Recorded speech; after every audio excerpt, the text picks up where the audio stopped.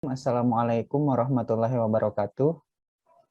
Perkenalkan, kami dari kelompok 7 mata kuliah e-commerce kelas MB4211 yang beranggotakan Afadlan Abdurrahman, Sultan Rafi Susilo, dan saya sendiri Zulfi Tabil Khalik Sarwana.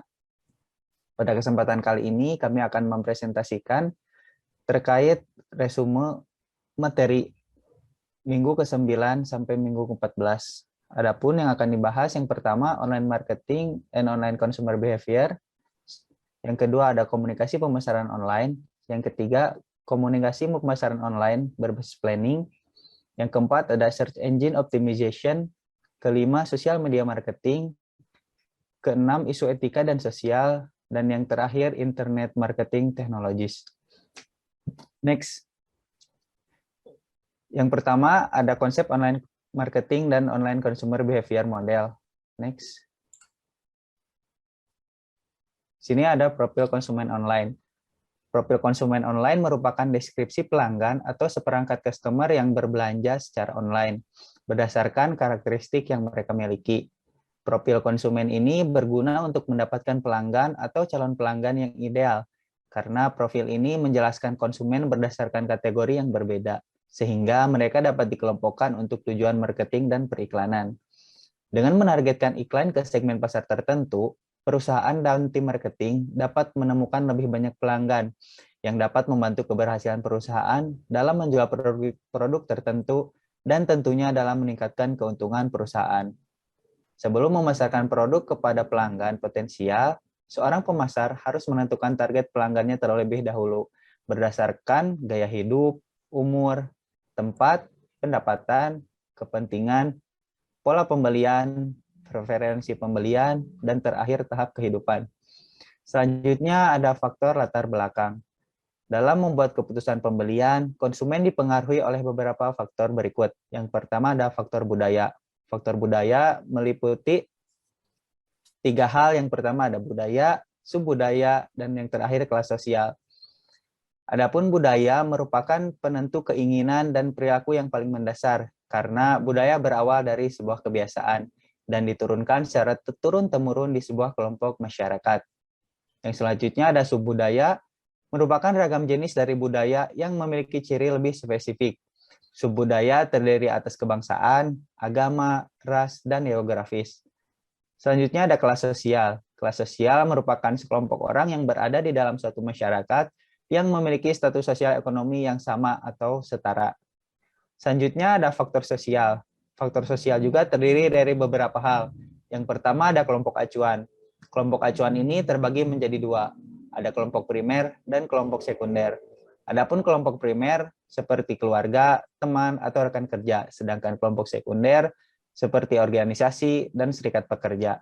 Selanjutnya ada keluarga, yang mana merupakan organisasi pembelian yang paling penting. Biasanya para anggota keluarga menjadi kelompok acuan primer yang paling berpengaruh.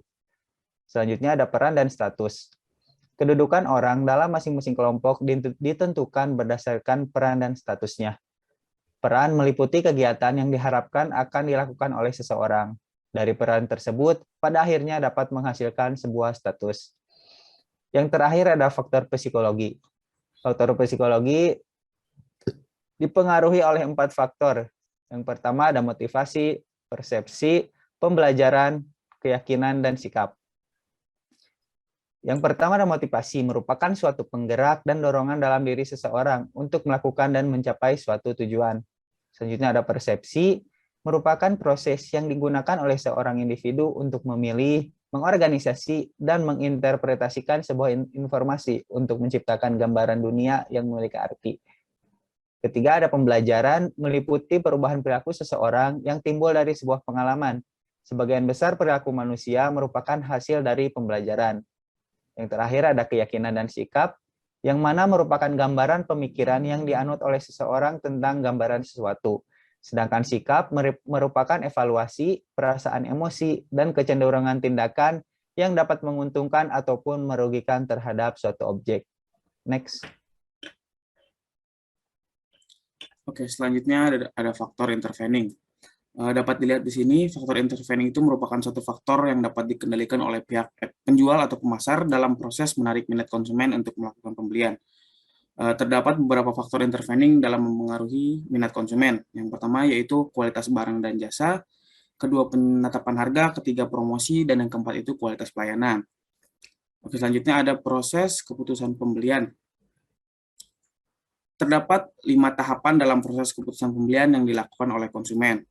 Yang pertama, yaitu pengenalan masalah. Pemasar perlu mengetahui masalah apa yang dihadapi oleh calon konsumen, karena apa yang konsumen butuhkan akan suatu produk layanan yang sesuai dengan keinginan atau kebutuhan mereka inginkan.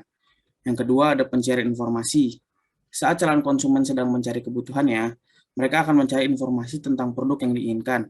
Pencarian ini dapat diperoleh dari berbagai sumber seperti kerabat, keluarga, ataupun media massa lainnya. Yang ketiga yaitu evaluasi alternatif, yaitu tahapan mengsurvei atau mengevaluasi akan pemilihan produk atau jasa yang akan mereka pilih. Yang keempat ada keputusan pembelian, yaitu keputusan pembelian itu suatu proses pemecahan masalah atau kebutuhan dalam memenuhi keinginan dan kebutuhan para konsumen tersebut. Yang kelima ada perilaku pasca pembelian, yaitu suatu proses ketika para konsumen akan bersikap sesuai dengan kepuasan akan barang yang mereka dapat. Oke, selanjutnya ada model perilaku konsumen. Perkembangan komunikasi online yang berkembang pesat saat ini melalui internet, para konsumen dapat melihat berbagai iklan atau promosi secara online dari berbagai brand atau merek apapun, yang dimana ini akan membantu konsumen dalam memutuskan untuk melakukan suatu pembelian.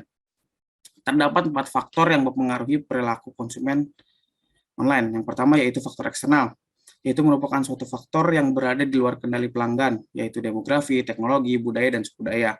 Yang kedua ada faktor internal, yaitu sifat atau perilaku pribadi yang meliputi sikap, persepsi, motivasi, dan juga citra diri. Yang ketiga ada motif fungsional, yaitu kebutuhan konsumen yang mencakup waktu, kenyamanan, harga, lingkungan, dan juga pilihan produk yang ada. Dan yang keempat ada nilai non-fungsional, yaitu nilai sosial dari suatu merek atau brand tersebut. Oke, selanjutnya ada konsep komunikasi pemasaran online. Komunikasi pemasaran online.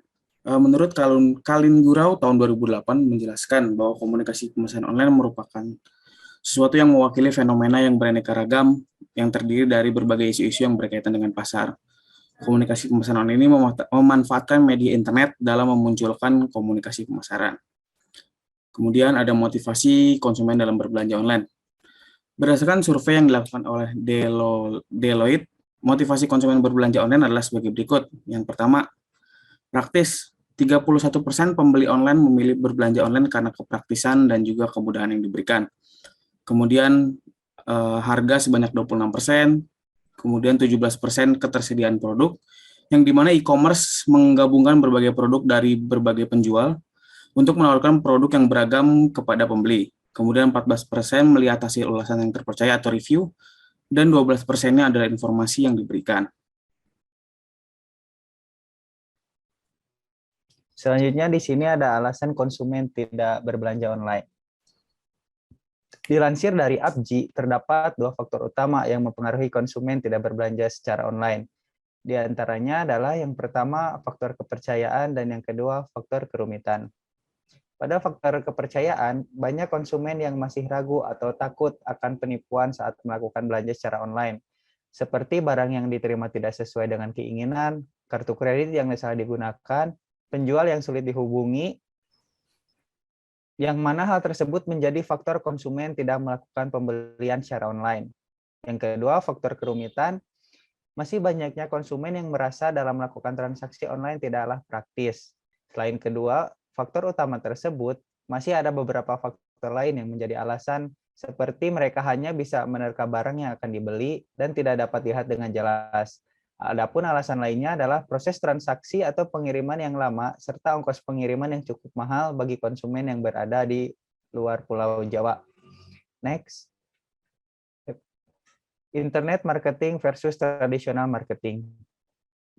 Internet marketing atau yang disebut juga pemasaran digital merupakan suatu strategi yang memanfaatkan internet dalam memasarkan suatu produk dengan tujuan promosi, meningkatkan penjualan, hingga mempengaruhi calon konsumen untuk melakukan pembelian. Sedangkan tradisional marketing atau yang disebut juga dengan pemasaran tradisional merupakan suatu strategi pemasaran yang menggunakan berbagai saluran periklanan.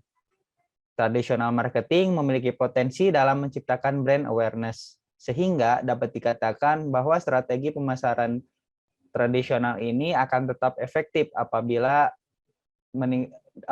perusahaan bertujuan untuk meningkatkan prospek. Bagi kebanyakan orang, mungkin saja pemasaran digital merupakan pilihan yang terbaik.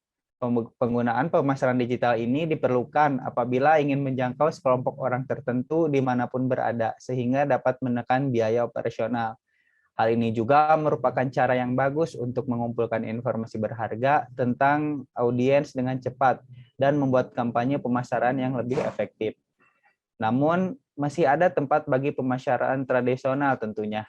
Jika ingin menjangkau audiens yang lebih tua atau lokal, metode pemasaran tradisional ini lebih produktif dan menonjol daripada metode pemasaran digital. Pemasaran digital umumnya murah dan dapat ditargetkan, tetapi pemasaran tradisional lebih efektif dalam menjangkau audiens yang lebih besar.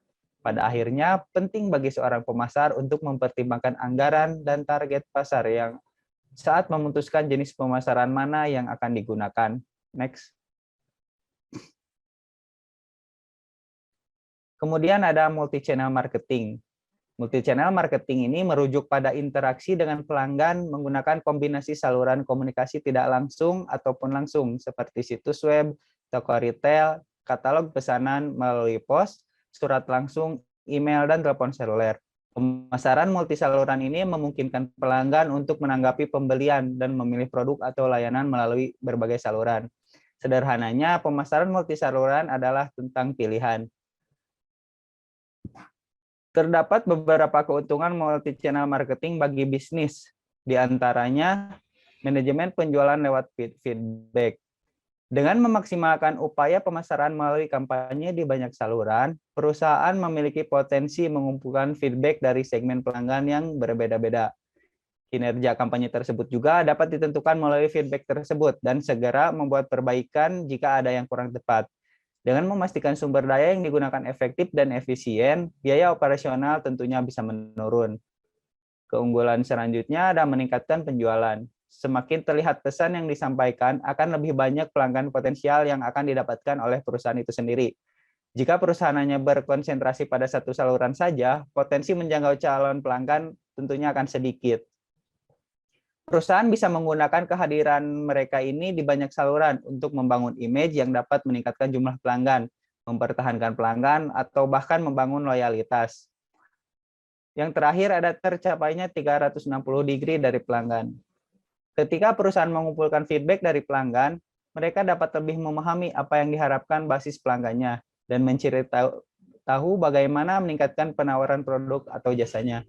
Kemudian, perusahaan dapat meningkatkan upaya pemasaran dan mengidentifikasi saluran mana yang bekerja dengan baik untuk segmen pelanggan tertentu, serta menyusun strategi yang tepat untuk memenuhi kebutuhan kelompok pelanggan tersebut.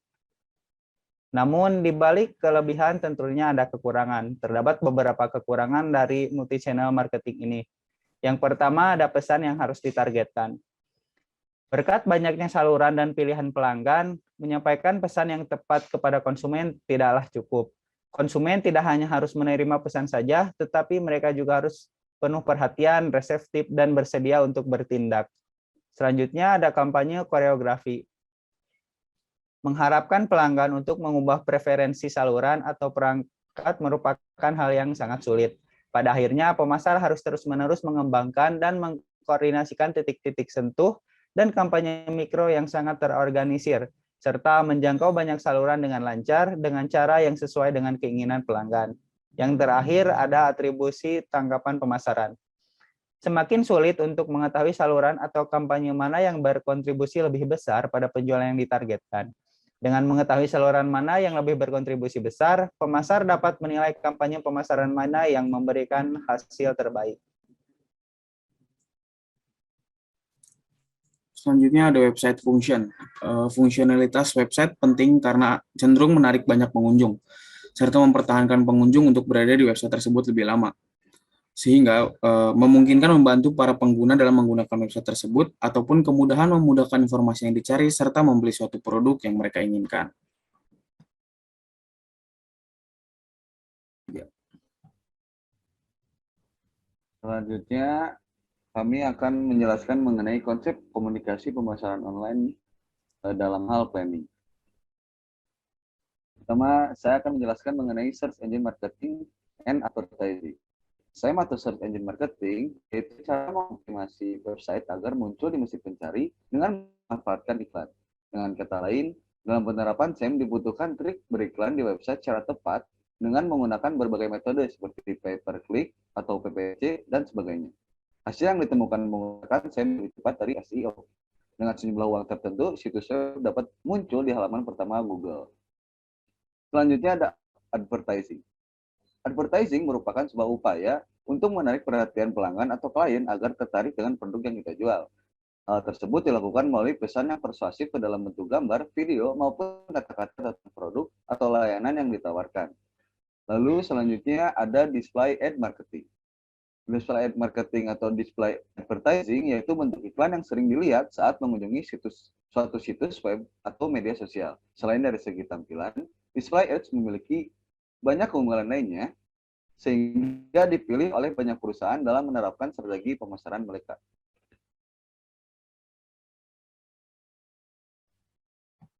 Baik, selanjutnya ada email marketing. Email marketing ini juga dapat digunakan untuk melakukan suatu promosi. Jenis media promosi ini disebut dengan email marketing. Setelah mendapatkan alamat email konsumen yang potensial untuk di-follow up, maka dengan email marketing ini kita dapat mempromosikan dengan efektif. Kemudian ada affiliate marketing, yaitu suatu strategi periklanan yang dimana afiliasi yang berhasil menjual produk melalui tautan tertentu akan menerima suatu komisi. Selanjutnya ada viral marketing, yang mana merupakan strategi promosi untuk membuat iklan menjadi viral yang tersebar lebih cepat dalam waktu yang singkat, layaknya seperti virus. Faktor yang membuat viral marketing berbeda dengan strategi lainnya, yaitu viral marketing mengandalkan audiens untuk menjadi promotornya. Audiens bertindak secara sukarela untuk menyebarkan ke orang lain. Biasanya viral marketing dikaitkan dengan istilah word of mouth atau dari mulut ke mulut. Hasilnya pun lebih efektif untuk mendukung brand awareness. Bahkan viral marketing dapat berujung ke hal yang lebih menguntungkan seperti penjualan. Selanjutnya, lead generation marketing, yang mana merupakan suatu proses yang terjadi ketika pemasar menarik audiens berdasarkan konten yang telah dipublikasikan, yang diakhiri dengan penjualan. Dengan adanya lead generation marketing ini, pemasar dapat mulai memperkecil basis pelanggan, karena pelanggan-pelanggan tersebut merupakan orang yang paling mungkin meningkatkan bisnis yang sudah berjalan. Lead generation membantu pemasar dalam menentukan target audiens yang tepat, tanpa harus menghabiskan waktu dan uang dalam menargetkan pangsa pasar setiap segmen. Terdapat beberapa manfaat dari adanya lead generation marketing, yaitu membantu mempersempit saluran pelanggan potensial. Yang kedua, membantu mengklasifikasikan pelanggan secara efektif. Next.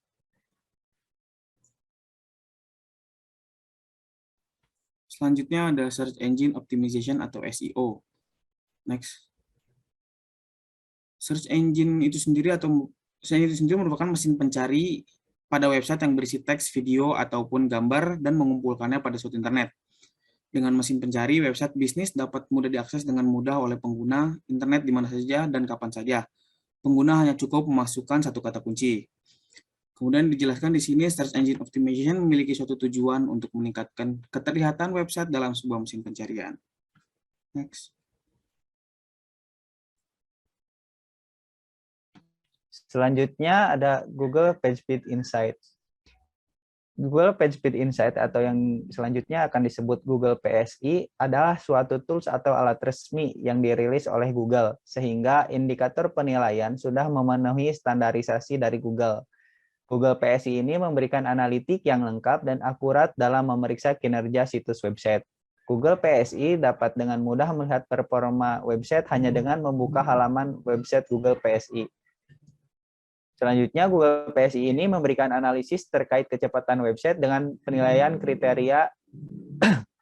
Yang pertama ada first contentful paint, yaitu seberapa lama gambar atau teks muncul pada halaman situs web. Yang kedua, time to interactive, yaitu durasi halaman hingga terbuka. Selanjutnya, speed index, seberapa cepat halaman situs dapat terbuka secara lengkap.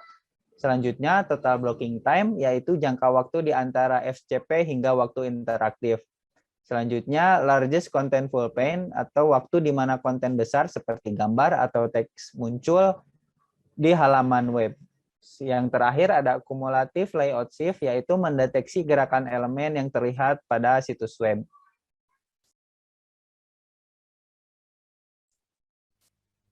Selanjutnya ada analisis Google PageSpeed Insight melalui website Zazula Toys. Website Zazula Toys diakses melalui desktop memiliki performa yang tergolong sangat baik, yaitu dengan skor 98 dengan rincian sesuai yang ada di slide.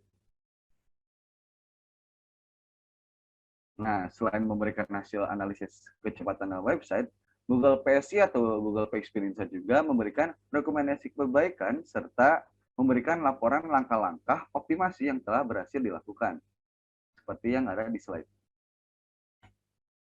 Selanjutnya ada mobile. Zazula Toys yang dibuka melalui mobile device memiliki performa yang tergolong standar dengan skor 82 dengan rincian sesuai dengan yang ada di slide.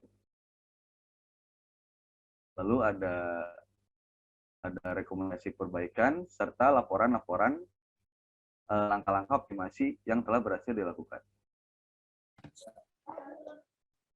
Oke, yang selanjutnya ada social media marketing. Next. Marketing Solomo.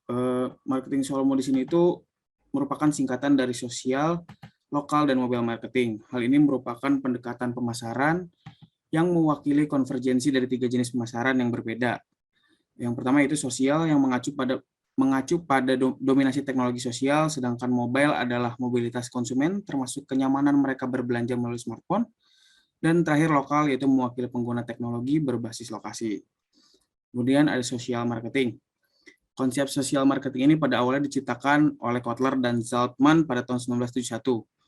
Konsep social marketing lebih menerapkan konsep pemasaran yang diutamakan berorientasi pada suatu tujuan dan bukan pada keuntungan. Social marketing ialah bagaimana pelaku usaha mampu melakukan aktivitas sosial untuk kepentingan pemasaran usahanya. Next. Selanjutnya ada social marketing proses. Terdapat 5 tahapan dalam proses pemasaran sosial, yaitu yang pertama fan acquisition atau mengakuisisi penggemar. Kampanye pemasaran sosial dimulai dengan mengakuisisi penggemar yang memiliki beragam cara seperti memasang iklan bergambar dan membuat pop-up halaman untuk menarik orang ke halaman Facebook, Twitter, atau platform lain seperti halaman web. Yang kedua ada engagement atau keterlibatan. Langkah selanjutnya adalah menghasilkan keterlibatan atau engagement yang melibatkan penggunaan berbagai tools untuk mendorong pengguna berinteraksi dengan konten serta merek yang terdapat pada halaman sosial media. Pemasar dapat menghasilkan engagement dengan cara mengupload foto yang menarik dengan caption yang menarik juga, sehingga dapat memicu pengguna untuk meninggalkan komentar pada postingan foto tersebut.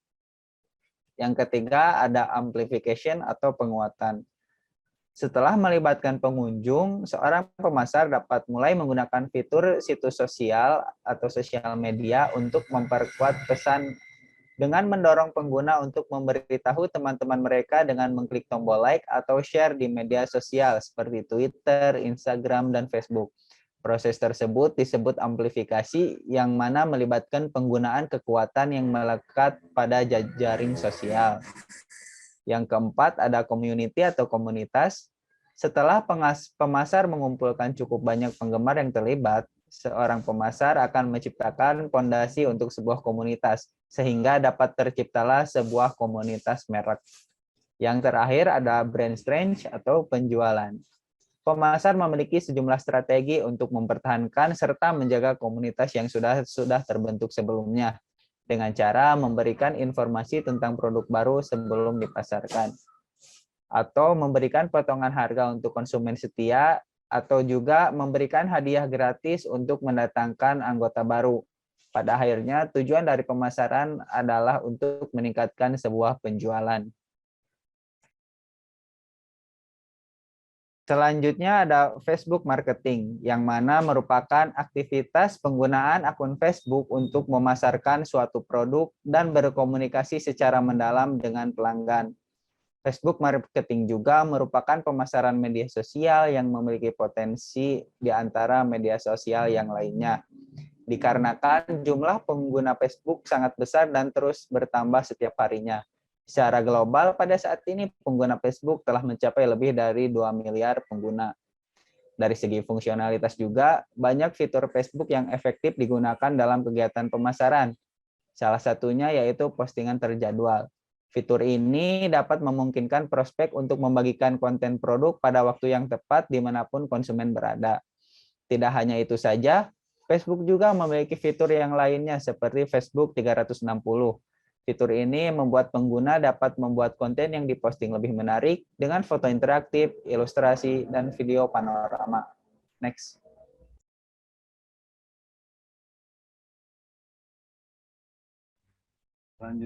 Selanjutnya ada Twitter marketing. Twitter marketing adalah suatu strategi mempromosikan suatu bisnis atau kegiatan lainnya dengan memanfaatkan tools yang dibutuhkan. Pada Twitter, para pelaku usaha tidak hanya melakukan promosi, tetapi juga dapat berinteraksi langsung dengan para konsumennya, mendengarkan kritik dan saran secara langsung, hingga mendapatkan informasi terbaru yang berguna bagi kelancaran bisnis atau suatu acara. Twitter marketing bermanfaat pada masa pertumbuhan sosial media saat ini. Semakin banyaknya orang yang mulai jarang mengunjungi website, para pelaku usaha dapat memanfaatkan Twitter karena lebih praktis. Twitter juga bermanfaat dalam membangun network yang baik pada Twitter yang sekaligus menciptakan brand awareness. Selanjutnya ada Instagram marketing. Instagram marketing merupakan semua kegiatan pemasaran yang dilakukan melalui Instagram dengan memiliki tujuan meningkatkan kesadaran merek, menghubungkan brand dengan konsumen, berinteraksi dengan pelanggan, dan meningkatkan penjualan. Instagram marketing dibagi menjadi dua kategori. Yang pertama ada taktik tidak berbayar atau unpaid taktik, seperti membuat konten organik layaknya Instagram Feeds, Instagram Stories, Reels, dan Instagram TV, dan keterlibatan dengan konten pengguna lain. Lalu ada paid taktik atau taktik berbayar seperti Instagram Ads dan influencer marketing. Lalu selanjutnya ada mobile marketing. Mobile marketing menurut Marwan tahun 1991 menjelaskan bahwa pemasaran online merupakan sebuah usaha perencanaan strategi penjualan. Nah, usaha tersebut mengarah pada strategi pemuasan kebutuhan dan keinginan konsumen untuk menghasilkan laba penjualan. Terdapat beberapa tujuan dari adanya mobile marketing. Yang pertama ada memperluas jangkauan pasar, yang kedua ada efisiensi biaya, dan yang terakhir lebih memahami konsumen. Selanjutnya ada local marketing, yang mana merupakan strategi pemasaran yang digunakan oleh pebisnis atau pemasar secara online untuk menampilkan produk atau jasa mereka kepada konsumen lokal di area mereka.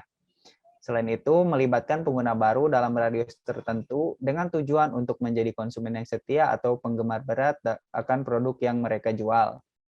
Terdapat beberapa tools yang dapat membantu local marketing, diantaranya yang pertama Search Engine Optimization atau SEO, dan yang kedua Geo-targeting Google Maps.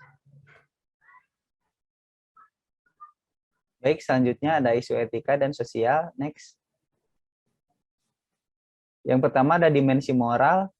Terdapat 5 dimensi moral pada internet. Yang pertama ada hak informasi, yang mana merupakan hak informasi yang dimiliki oleh individu ataupun organisasi yang saling berketerkaitan. Dan kewajiban seperti apa yang harus dimiliki oleh individu maupun organisasi berkaitan dengan informasi yang ada. Selanjutnya hak kepemilikan, yaitu bagaimana hak kepemilikan intelektual tradisional dilindungi dalam dunia digital. Selanjutnya, akuntabilitas dan kontrol, yaitu merupakan siapakah yang berperan sebagai penanggung jawab pada kejahatan individu, serta informasi dan hak kepemilikan. Selanjutnya, kualitas sistem, yang mana standar atau kualitas yang dibutuhkan dalam melindungi hak individu dan masyarakat. Yang terakhir ada kualitas kehidupan, yang mana merupakan nilai-nilai yang harus dipelihara dalam masyarakat yang berbasis informasi dan ilmu. Selanjutnya ada konsep etika dasar. Sebelum masuk ke konsep, kita bahas dulu pengertian dari etika, yang mana merupakan prinsip benar dan salah yang dapat digunakan oleh seorang individu yang bertindak sebagai agen moral yang bebas untuk membuat pilihan dalam mengarahkan perilakunya. Terdapat 4 konsep etika dasar. Yang pertama, ethical choice atau pilihan etika, yang mana merupakan keputusan yang dibuat oleh individu yang bertanggung jawab akan konsekuensi dari tindakannya. Selanjutnya, responsibility atau tanggung jawab, yang mana merupakan tugas dan kewajiban yang muncul atas keputusan yang telah dibuat oleh individu. Selanjutnya, accountability atau akuntabilitas, yang mana merupakan ciri-ciri dari sistem dan kebiasaan sosial, yang berarti mekanisme untuk menentukan siapa yang bertanggung jawab atas suatu tindakan. Yang terakhir ada liability atau pertanggungjawaban, yang mana merupakan ciri-ciri sistem politik di mana badan hukum telah mengizinkan individu mendapatkan ganti rugi atas kerusakan yang telah dilakukan oleh orang lain. Next. Selanjutnya adalah menganalisis dilema etika. Kontroversi etis sosial atau politik umumnya dapat saja terjadi menjadi suatu persoalan. Berikut ini merupakan 5 langkah yang bisa dilakukan dalam menganalisis dilema etik. Di antaranya yang pertama yaitu identifikasi dan jelaskan faktanya dengan jelas. Kemudian yang kedua, definisikan konflik atau dilemanya dan identifikasi nilai-nilai luhur yang terlibat. Yang ketiga, identifikasi pihak-pihak yang berkepentingan. Lalu identifikasi pilihan yang dapat Anda ambil dengan beralasan, dan yang terakhir identifikasi potensi konsekuensi dari pilihan. Lalu ada kandidat prinsip etika. Terdapat 6 prinsip etika yang bertahan sepanjang sejarah, yaitu yang pertama ada Golden Rule, yaitu memperlakukan orang lain seperti kita mengharapkan orang lain memperlakukan kita. Kemudian Immanuel Kant's categorical imperative, yaitu jika sebuah perbuatan tidak baik untuk dilakukan, maka tindakan tersebut janganlah dilakukan oleh siapapun. Kemudian Descartes' Rules of Change. Jika sebuah tindakan tidak bisa dilakukan secara berulang-ulang, maka tindakan tersebut tidak tepat untuk diambil. Kemudian Utilitarian Principle, yaitu mengambil tindakan yang dapat meraih sebuah nilai yang lebih besar. Kemudian Risk Aversion Principle, yaitu mengambil sebuah tindakan yang dapat menghasilkan potensi bahaya yang paling sedikit. Dan Ethical No-Frilling Rules, yaitu berasumsi bahwa semua objek nyata maupun tidak nyata itu dapat dimiliki oleh seluruh umat manusia. Next. Lalu yang selanjutnya ada privacy dan information right. Privacy merupakan hak individu untuk dibiarkan sendiri, bebas dari pengawasan, ataupun campur tangan dari pihak lainnya. Sedangkan information privacy merupakan bagian dari privacy yang dimana individu harus mengontrol penggunaan informasi apapun tentang individu tersebut pada jaring sosial. Selanjutnya ada intellectual property right. Menurut Graham tahun 1984 menjelaskan bahwa hak intelektual dipertimbangkan sebagai kekayaan tidak berwujud yang diciptakan oleh individu atau organisasi. Nah, hak intelektual terbagi menjadi 3. Ada hak cipta, hak paten, dan rahasia dagang. Hak cipta merupakan pengakuan oleh undang-undang yang melindungi penciptaan kekayaan intelektual dari pencurian ataupun penggandaan hasil karya oleh pihak lain untuk tujuan apapun. Yang selanjutnya ada hak paten, yaitu memberikan hak monopoli eksklusif kepada pemilik gagasan yang melatar belakangi suatu penelitian. Yang terakhir ada rahasia dagang, yaitu produk atau karya intelektual apapun yang digunakan untuk suatu tujuan bisnis. Lalu selanjutnya ada Undang-Undang ITE. Undang-Undang Informasi dan Transaksi Elektronik atau Undang-Undang Nomor 11 Tahun 2008 merupakan undang-undang yang mengatur tentang informasi serta transaksi elektronik atau teknologi informasi secara umum. Nah, adapun perbuatan yang dilarang menurut Undang-Undang ITE adalah yang pertama ada melanggar keasusilaan, lalu ada perjudian, penghinaan, pencemaran nama baik, pemerasan, pengancaman, berita bohong, kebencian, permusuhan, dan yang terakhir ada SARA. 3. Baik, selanjutnya ada Internet Marketing Technologies. Next. Oke, web transaction. Web transaction log merupakan pencatatan aktivitas pengguna pada situs web yang kemudian memasukkan suatu data ke dalam perangkat lunak server website. Web transaction log ini dapat berjalan dengan sempurna apabila dikombinasikan dengan formulir pendaftaran dan juga database pada shopping chart. Web transaction log yang berjalan dengan sempurna ini akan menjadi harta yang berharga dalam melakukan pemasaran untuk situs individu ataupun perusahaan online sekalipun. Kemudian ada cookies and tracking. Cookies merupakan istilah untuk kumpulan informasi yang berisi track, record, dan aktivitas ketika memasuki sebuah website. Cookie diciptakan untuk membantu dalam hal storing atau penyimpanan dan juga transferring dalam pengiriman. Terdapat 4 jenis cookie browser, yaitu yang pertama ada session cookie, kedua persistent cookies, yang ketiga first party cookies, dan yang keempat ada third party cookies.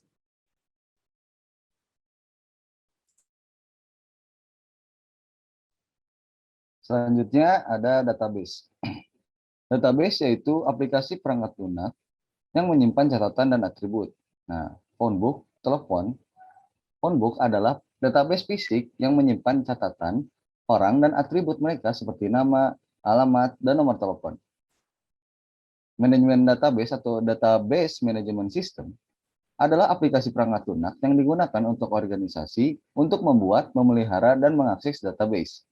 DBMS yang paling umum adalah DB2 IBM dan berbagai database SQL dari Oracle, Sybase, dan vendor lainnya.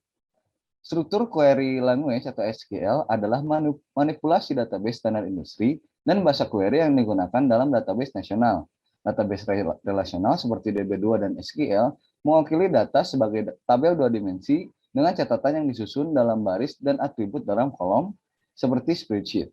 Tabel dan semua data yang dikandungnya dapat secara fleksibel terkait. Selanjutnya ada data warehouse dan data mining.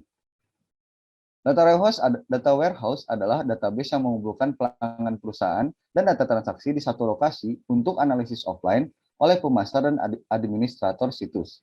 Data berasal dari banyak area operasional inti perusahaan seperti catatan transaksi situs web, keranjang belanja, terminal point of sale atau pemindai produk di toko, tingkat inventaris gudang, laporan penjualan lapangan, data dari pemindai eksternal yang disediakan oleh pihak ketiga, dan data pembayaran keuangan. Selanjutnya ada data mining. Data mining adalah seperangkat teknik analitik yang mencari pola dalam data dalam database atau gudang data atau berusaha untuk memodelkan perilaku pelanggan. Data situs web dapat ditambang atau di-mine untuk mengembangkan profil pengunjung dan pelanggan. Terdapat 2 jenis data mining. Yang pertama ada query driven data mining dan model driven data mining.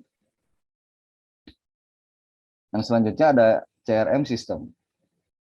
Customer Relationship Management atau CRM adalah suatu strategi bisnis yang memadukan proses manusia serta teknologi yang dapat membantu penjualan dan mempertahankan pelanggan yang sudah ada dengan memberikan mereka kepuasan. Terdapat 2 cara membangun sistem CRM. Yang pertama ada membuat profil pelanggan, yaitu berisi tentang data ringkasan produk dan penggunaan, kemudian data demografis serta psikografis, lalu langkah profitabilitas, riwayat kontak, dan informasi pemasaran dan penjualan. Yang kedua ada data pelanggan, yaitu berisi data yang dapat dimanfaatkan dalam mengembangkan dan menjual produk tambahan, mengidentifikasi pelanggan yang menguntungkan, dan mengoptimalkan layanan.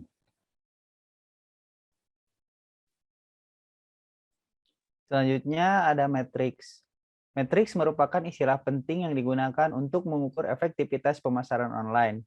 Seorang pemasar harus terbiasa dengan istilah terminologi dalam pemasaran online. Matriks pertama yaitu impression, yaitu merupakan jumlah berapa kali sebuah iklan ditayangkan. Yang kedua, CTR atau click-through rate merupakan jumlah klik yang diterima iklan dibagi dengan frekuensi iklan ditampilkan. Yang ketiga ada VTR atau view through rate, merupakan presentasi orang yang melihat iklan sepenuhnya. Yang keempat ada hits, merupakan jumlah HTTP yang diminta. Kelima page view, merupakan jumlah halaman yang dilihat. Keenam unique visitor, yaitu jumlah pengunjung unik dalam satu periode. Ketujuh loyalty, merupakan ukuran secara beragam, seperti jumlah tampilan halaman, frekuensi kunjungan pengguna tunggal ke situs web, atau presentasi pelanggan yang kembali ke situs dalam setahun untuk melakukan pembelian tambahan. Yang kedelapan ada reach, merupakan persentase jumlah konsumen yang mengunjungi situs web. Yang ke-9 ada resensi, merupakan ukuran kekuatan situs web untuk menghasilkan kunjungan berulang dan umumnya diukur sebagai jumlah rata-rata hari yang berlalu antara pembelanja dan kunjungan pelanggan. Yang ke-10 ada stickiness atau sering juga disebut durasi, merupakan rata-rata lamanya pengunjung tinggal di situs web. Yang ke-11 ada acquisition rate, merupakan persentase pengunjung yang daftar atau mengunjungi halaman produk. Yang ke-12 ada conversion rate, merupakan persentase pengunjung yang membeli sesuatu. Yang ke-13 ada browse to buy ratio, merupakan rasio barang yang dibeli dengan tampilan produk. Yang ke-14 ada view to chart ratio, merupakan rasio klik tambahkan ke keranjang pada tampilan produk. Yang ke-15 ada cart conversion rate, merupakan rasio konsumen yang benar-benar membeli pesanan setelah menambahkan produk ke keranjang.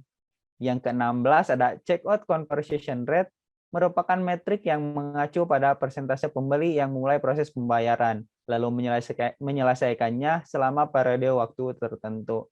Yang ke-17 ada abandonment rate, merupakan persentase pembeli yang menambahkan ke keranjang tapi gagal menyelesaikan pembeliannya. Yang ke-18 ada retention rate, merupakan persentase konsumen yang terus membeli. Yang ke-19 ada attrition rate, merupakan persentase pelanggan yang telah membeli sekali namun tidak membeli lagi dalam selang waktu setahun. Yang ke-20 ada pedometrics, terdiri dari view time dan completion rate. Untuk view time itu sendiri menunjukkan berapa lama iklan tetap terlihat selama diputar. Sedangkan untuk completion rate itu menunjukkan berapa banyak pemirsa yang menonton iklan sampai selesai. Yang terakhir ke-21 email metrics yang terdiri atas open rate, delivery rate, click to rate, dan yang terakhir bounce back rate. Untuk open rate itu sendiri merupakan persentase konsumen yang membuka email. Yang kedua ada delivery rate, merupakan persentase jumlah email yang benar-benar terkirim. Dihitung dengan membagi jumlah email yang terkirim dengan jumlah total email yang dikirim. Yang ketiga ada click-through rate, merupakan persentase penerima email yang mengklik penawaran atau sebuah iklan. Yang terakhir ada bounce back rate, yaitu merupakan persentase email yang tidak terkirim. Next. Baik, yang terakhir ada marketing analytics. Marketing analytics itu sendiri merupakan suatu analisis data pemasaran melalui iklan pemasaran yang kemudian dikelola dalam menentukan return on investment atau ROI dalam pemasaran. Dalam pemasaran modern saat ini, analitik haruslah akurat serta pembuatan iklan yang kreatif, iklan yang ditargetkan dengan jelas berdasarkan minat dan kebutuhan masing-masing konsumen. Hal tersebut agar menarik perhatian calon pelanggan yang ada. Next. Baik, sekian dari kelompok 7. Wassalamualaikum warahmatullahi wabarakatuh.